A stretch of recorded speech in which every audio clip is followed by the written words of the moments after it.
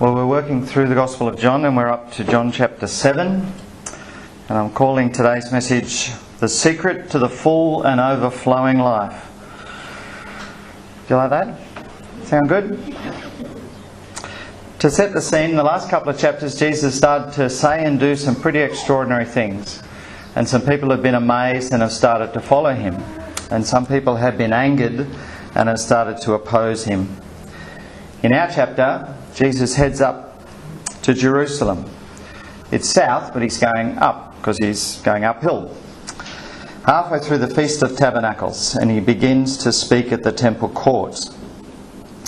He says this to the chief priests and Pharisees: "He who sent me is true, but you don't know him. I know him, for I come from him, and he sent me." Just think about that for a minute. Who's he talking to? These are the religious elite, the masters of the scriptures, the experts of the law. And what is he saying? You don't know God. I do. You don't know God. That's why you want to kill me. Because I know him and I'm from him. Since you don't know him, you don't recognise me. Well, if they didn't want to kill him before, they did after that. Verse 32, the chief priests and the Pharisees sent the temple officers to arrest him. So there's one more day in this feast, the last and final day, and off those soldiers go in the crowd, ready, waiting, hoping that as he has done, he'll stand up and speak and they can grab him. If we fast forward just a couple of hours, those same officers come back to their bosses without Jesus. And the chief priests say, "Where is he? Why haven't you got him?" And they say, "No one ever spoke like this man." Does it make you wonder what he said? He actually gave the secret to the full and overflowing life.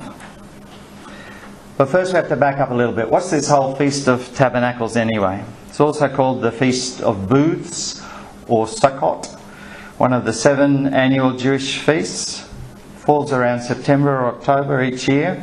8 days of celebration. The people build these little tent things, little booths. What was that to remind them? All the years in the wilderness where they didn't really have any permanent dwelling. They were wandering. And who was looking after them? God was looking after them. So it was to remind them about that. It was a happy time. It was a holiday and a celebration. It was the end of harvest. People picnicked in the mild autumn weather. Every day there were services and sacrifices. And one of the special things they did, each day the priests went down to the pool of Siloam. Who's been to the pool of Siloam?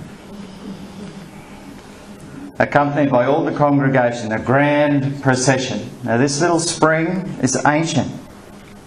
In the shadow of the Temple Mount, always been significant. The source of water for Jerusalem.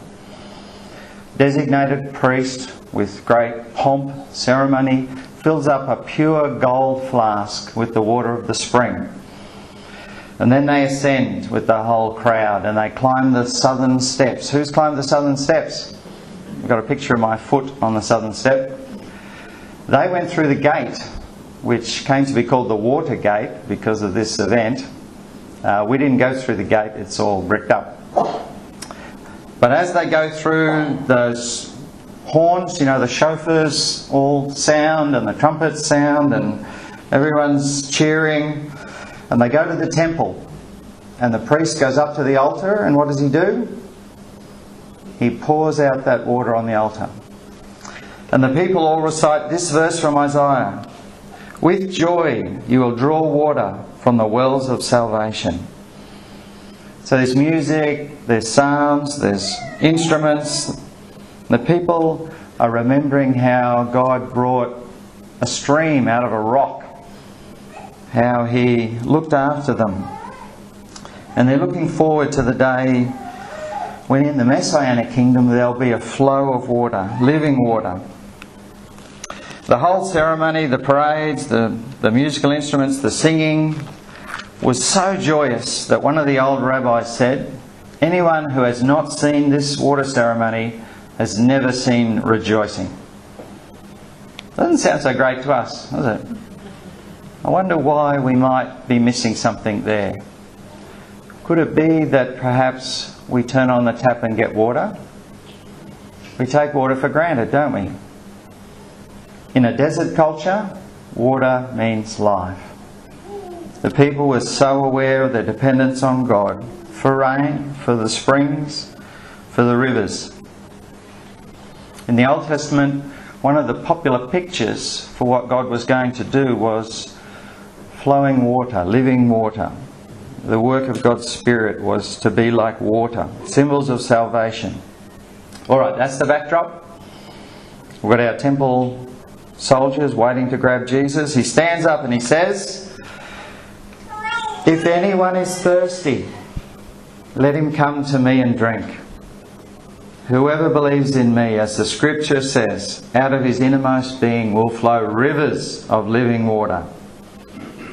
And John puts in brackets there, he's talking about the Spirit, in case we didn't get it. When Jesus says, as the scripture says, do you know what he's quoting? I don't. We don't. We don't have an exact word for word perfect match in the Old Testament. There are a few candidates.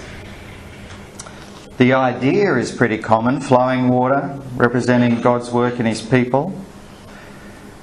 Maybe the fact that Jesus spoke in Aramaic, John's translating it to Greek, the Old Testament's in Hebrew, maybe that makes the distance a little greater. One of the possibilities is Isaiah 58, verse 11. God promises to pour out his resources to meet all his people's needs, so that they will be like a well-watered garden in the desert. They'll be like a spring whose flowing waters never fail. So, everyone's thinking about water. How we need it, how God gives it, how it's a picture of his blessing and his kingdom. And Jesus stands up and yells, anyone thirsty? Do you think those temple soldiers were thirsty? No one has ever spoken like this, they said. Something resonated for them, and it made them pause and listen. Why do you think thirst is such a great metaphor for the human experience? I'm still rehydrating from yesterday. Does anyone know what he's talking about when he says thirst? Basic need. Yeah, basic need. Longing, yeah. We are conscious of a longing in us, aren't we? Psychologists talk about deficit motivation that drives us to do stuff, and sometimes to do great stuff, or to put heroin in your arm, all sorts of stuff, that sense that we can relate to. The homeless guy on the street corner can relate to it. That successful business, beautiful person walking past, they can actually relate to it too. Everyone relates to it, even if we struggle to put words into it. It's a longing, it's an ache in our heart. Simple little trivial annoyances through to great suffering, disappointment, petty frustration, heartbreaking loss, bewilderment, boredom. Our wonderful positive experiences seem hard to recreate, don't they? And it all adds up to thirst. It's a beautiful picture. There's a Scottish proverb that says, everyone wants to talk about my drinking, but no one wants to know about my thirst. Anyone know what that's about? If you go to the doctor, what's he going to want to know about your drinking? How much? How often? On weekends? Parties? Do you drink and drive? Do you drink till you pass out? Doctors are terrible at that. They're really missing the point, aren't they? But Christians can be a bit the same, can't they? Oh, he's having an affair. That's bad. So, we're judging the wrong thing. God never condemns us for our thirst. It's not actually a sin. But it does matter what we do with it. Jeremiah 2 says, "My people have committed 2 sins. They've been thirsty? No. First sin, they have forsaken me, the spring of living water. And they have dug for themselves broken wells which can't hold water." It's a powerful picture, isn't it? Thirsty people in a desert, a beautiful pure spring, and what do? Turn their back on it and begin to dig a well that does not give them water. We've got a thirst. We've got a thirst and we've got a choice. What are we going to do with it? Jesus says, "Come to me and drink." The essence of sin is really that nature, isn't it? To turn our back on the gushing, pure, fresh fountain and start digging, keep digging, even though we're not getting anything out of it.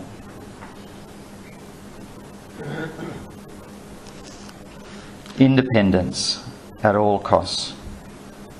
Do you remember what your broken wells were before you came to Christ? What you went to for significance and distraction even? You know, we can still go there. That might be an interesting sermon, our broken wells. But it's not this one. This one is about the secret of the full and overflowing life. There are actually 2 parts. The first, come and drink. Come to Jesus and drink deeply. Well, what does drinking Jesus look like? Literally, we can understand someone really, really thirsty, drinking as if their life depended on it. But what does it look like practically? Well, maybe it's someone waking up, all the thoughts of their day, the concerns, the worries, the plans, rush at them and they put them aside and they talk to the Master. It's His day, so they commit it to Him. That's drinking, isn't it? Or maybe it's someone pausing in their day to reconnect with Him, to listen to the promptings of the Spirit, to ask for His help, to thank Him for something. Maybe it's putting little spaces, little sips in our day, as we eat, as we travel, as we go from one thing to another. Or maybe it's paying attention to His little touches, His efforts to catch our attention, to remind us that He's there. Or maybe it's deliberately making time to drink in a leisurely fashion, in an unhurried way. Or little pit stops on the run. Or maybe it's choosing to take the things that would want to be the stressful parts of our day and turning them into reminders to drink. Or maybe someone flopping into bed at the end of the day, feeling spent, and drinking again. Some people use music to help them drink. Some people use nature. A peacock's cry. Some use friends. Some even can use sermons to help them drink. You know, Jesus doesn't say, get your hearts right first and then come and drink. Get rid of all those dodgy motives you've got. Get rid of all that pride and resentment. Fix up all that stuff first. He says, you're thirsty? Come and drink. You imagine a friend coming over on a hot day and you say, would you like a cold drink? And they said, no, I'm good. I drank yesterday. Or last Sunday I had a good drink, thanks. We drink afresh every day or else we suffer. We begin to dry up. How's your drinking? You a great drinker? Or do you have a drinking problem? For a Christian to have a drinking problem is a real problem. And I don't mean alcohol.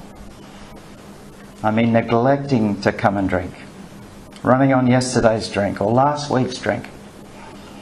Forgetting to drink can easily become choosing not to drink, which can easily become forgetting how to drink. We dehydrate and we're open to all sorts of influences. Disconnected from the source of our power we're not different anymore. And there we are digging alongside the world, those broken wells. How is your drinking? Do you want to do something about it? You know, it's okay to have drinking buddies. Why not? We have gym buddies that keep us on track, keep us motivated. Why shouldn't we have drinking buddies? I've had some great drinking buddies over the years. They've taught me how to drink.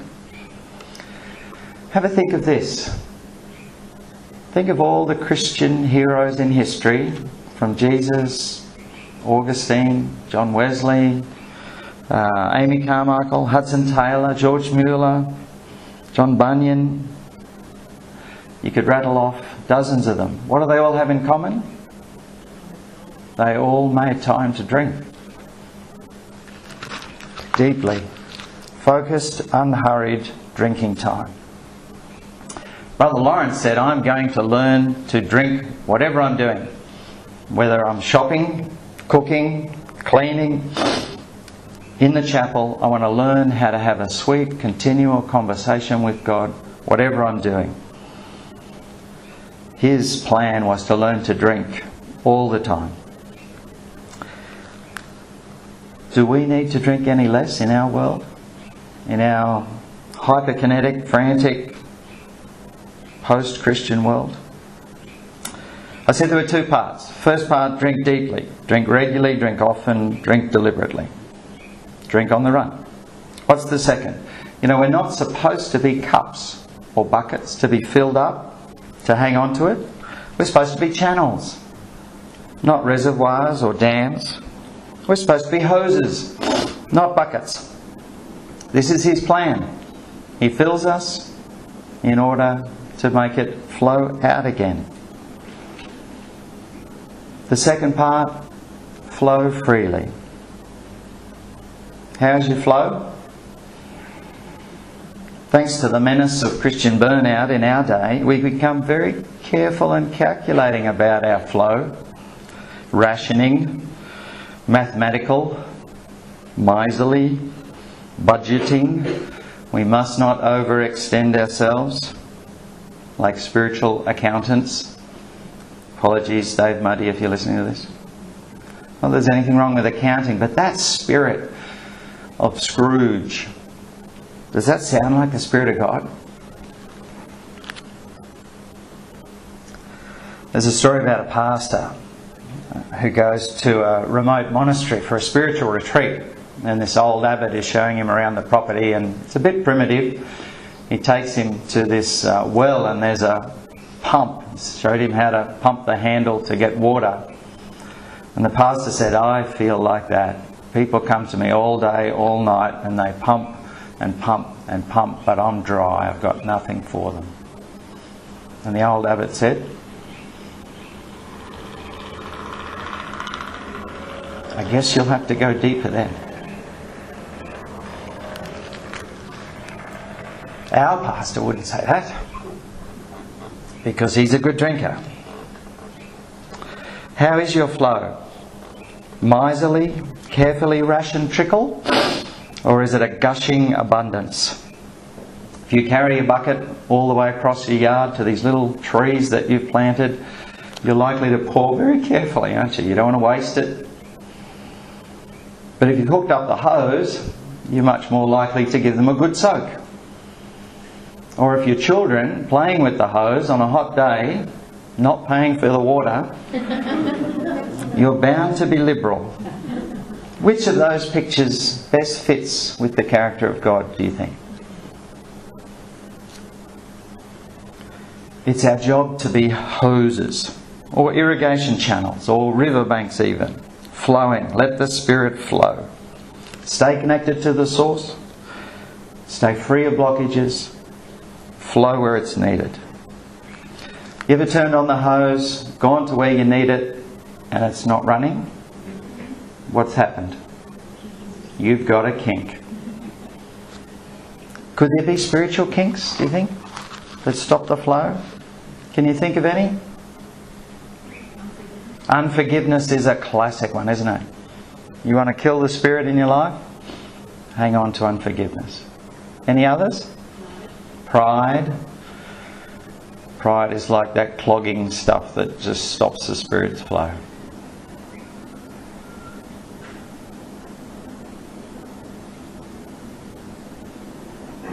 There are a lot of them, aren't there? Jealousy, comparison, fear, doubt, independence. But they're all just self. See if you can hear the kinks in these statements. I don't see why I should use my gifts helping people who don't appreciate it. Where's the kink there? Whose gifts are they? Who gave them to you? Who do they belong to? No, sorry, you can't borrow that. That's my special one. Where's the kink there? My sewing scissors. Last time I loaned them, they didn't come back. Where's the kink there? How is that yours? How is that your object? I'd love to help, but it's my day off. Whose day is it?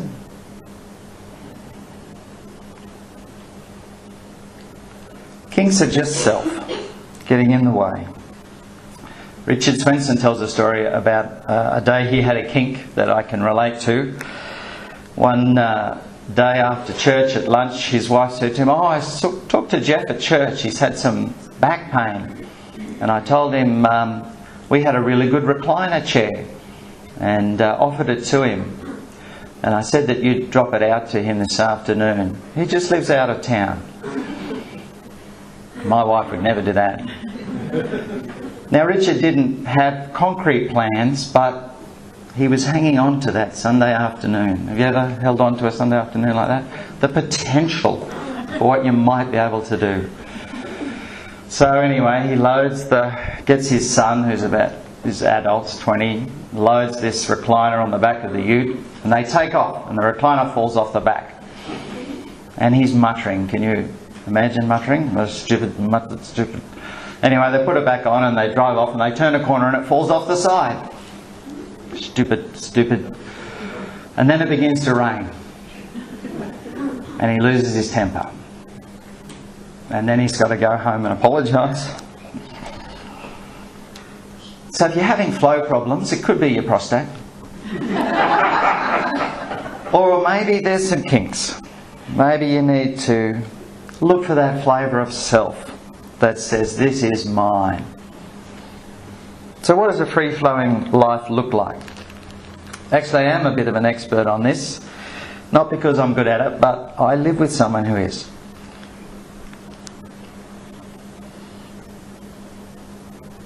She does get up early while it's quiet and dark. And she's drinking. She needs to drink because all day there's knocks on the door, phones ringing, people coming, children, parents, siblings, husbands, one husband, neighbours, friends, strangers. Why are they coming? They're thirsty. They come with spiritual problems, marital problems, work problems, parenting problems, medical problems, financial problems, real estate problems, gardening problems, you name it. And they get living water. Now, she can say no. She's about to go on a holiday. But she's worked out her gifts are not her own. And that old idea about joy is felt, Jesus, others, you, is true. Maybe her secret is she's had a wonderful drinking buddy. Rhonda is a great drinker. Rhonda could drink us all under the table.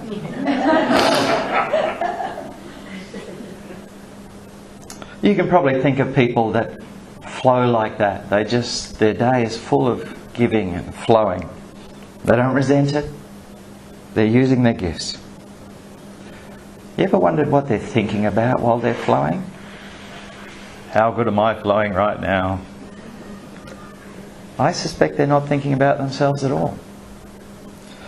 They're probably conscious of the person, their needs, maybe their own inadequacy, but how they need the Father. Which is nice because it shows the drinking and the flowing are not so separate at all, are they? They really do go together. And that's the plan. We are blessed to be a blessing. We are comforted in order to comfort. We're forgiven that we might forgive others. God gives us truth and wisdom to guide. We are loved that we might pour out love.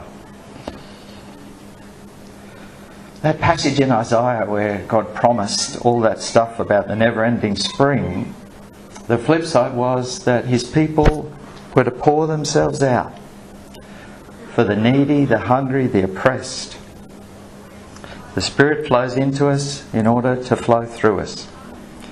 If we tried to dam it, to hang on to it, then it would somehow rot like the manna they tried to store up. So there it is. Sounds pretty straightforward, doesn't it? Drink deeply, flow freely. That's the secret of the full and overflowing life. Tell your family and your friends and your workmates they're thirsty. Most of them know it. But more importantly, show them. The words fit best on top of the life. Cultivate some drinking buddies. We should have a drinking culture.